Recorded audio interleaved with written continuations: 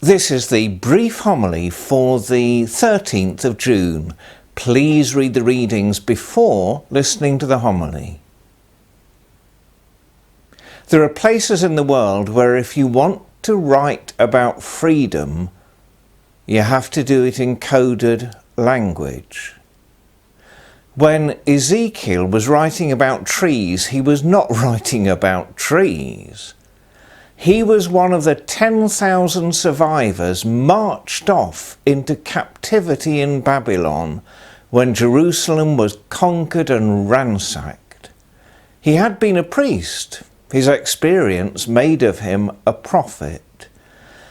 In his prayer and meditation and study, he came to understand that a liberation would come and that God would achieve something greater than just putting things back the way they were, that the kingdom of God would come to offer shade for people of every nationality, not just the one chosen people. It's the tree in which all sorts of beasts and birds find shelter. He couldn't understand how God could possibly do it, but it was revealed to him that God would. About 625 years later, Jesus preached those parables in the temple. Now, the first of them says that the reign of God, the kingdom of God, you can also translate it as the authority of God, does achieve things beyond human comprehension. How many centuries? 16 centuries? Yeah, 16 centuries before the invention of the microscope. How could anyone imagine how a seed became a plant? God achieves things beyond human capability to imagine. And the second parable, that the kingdom of God, the reign, the authority of God, once it takes root in a person, spreads. It becomes a great crop, a great bush is the image. When a person chooses to cooperate with God's loving will, that person is transformed. That decision reaches as they mature into more and more aspects of their daily living.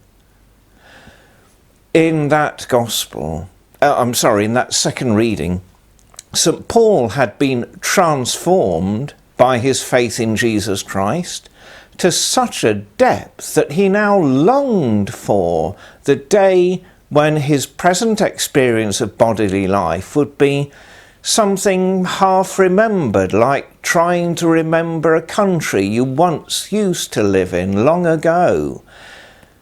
His exile from the body, he's looking forward to his new life in the resurrection, his risen life, sharing Christ's own resurrection. He doesn't know how, he can't imagine it, but he knows that is his destiny.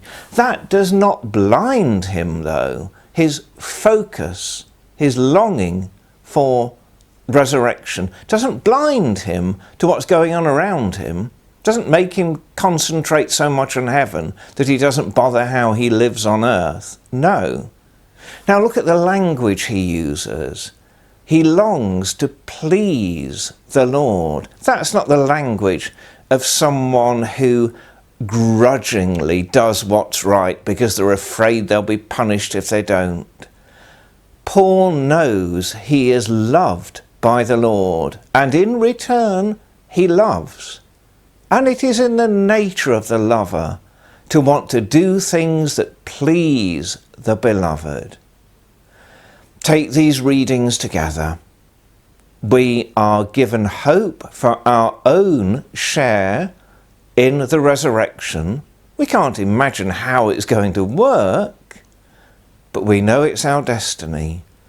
That does not, though, turn us aside from doing the best we can in our daily living, as long as our earthly life lasts, to live in harmony with God's will, to do the best for other people, and yes, for the planet that has been entrusted to our stewardship.